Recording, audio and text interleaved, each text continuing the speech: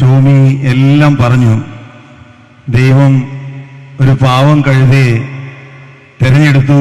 പക്ഷെ ഇന്ന് കുതിരയുടെ ശക്തിയോടെ ടോമി ഈശോയ്ക്ക് വേണ്ടി ഓടിക്കൊണ്ടിരിക്കുകയാണ്.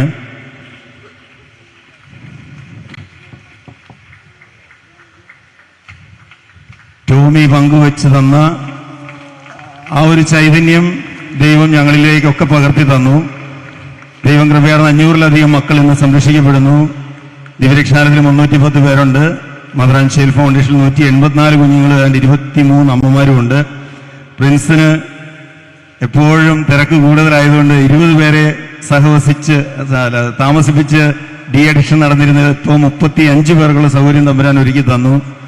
ബെനിയച്ചൻ വന്നതോടുകൂടി കാര്യങ്ങൾ ഒന്നുകൂടി ഉഷാറായി.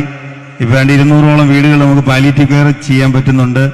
അപ്പൊ ഇങ്ങനെ ഒന്നുമില്ലായ്മയിൽ നിന്ന് ആരംഭിച്ച് സമൂഹത്തിന്റെ മുഖ്യധാരയിൽ ഏറ്റവും ആവശ്യമായിട്ടുള്ള അഗതികളായിട്ടുള്ള മക്കൾക്ക് വേണ്ടി ആയുസ്സും ആരോഗ്യവും സ്നേഹവും എല്ലാം കൊടുക്കാൻ കഴിയുന്നു എന്നത് ഞങ്ങളുടെ എല്ലാവരുടെയും വലിയ സന്തോഷമാണ്.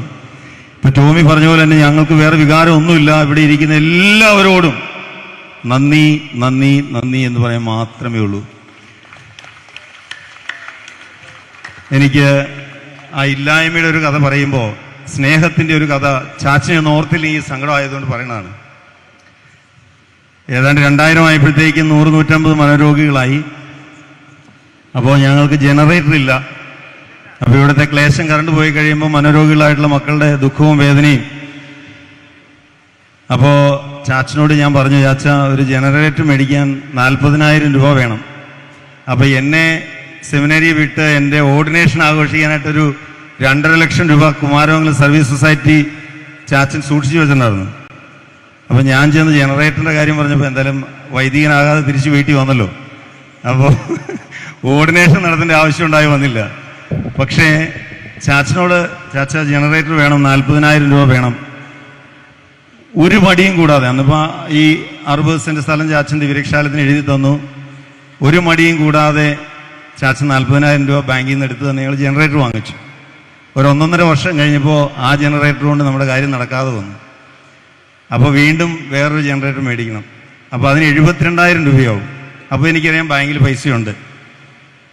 അപ്പോൾ ഞാൻ ചെല്ലുവാണ് ചാച്ചൻ്റെ അടുത്ത് വീണ്ടും, അമ്മച്ചി ഒരു കല അരിയും നിറയെ സ്നേഹവുമായിട്ട് ഇങ്ങോട്ട് പറഞ്ഞു വിട്ടപ്പം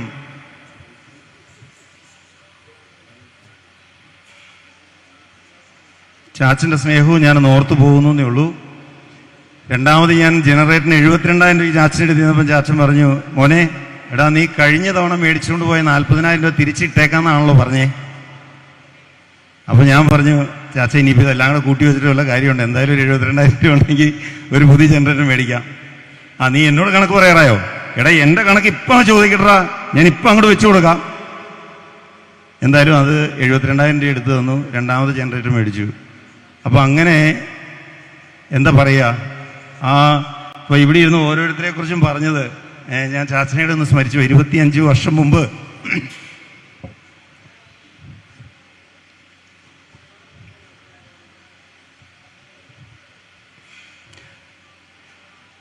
ചാച്ചൻ പോയെങ്കിലും എല്ലാം തന്നിട്ട് പോയി.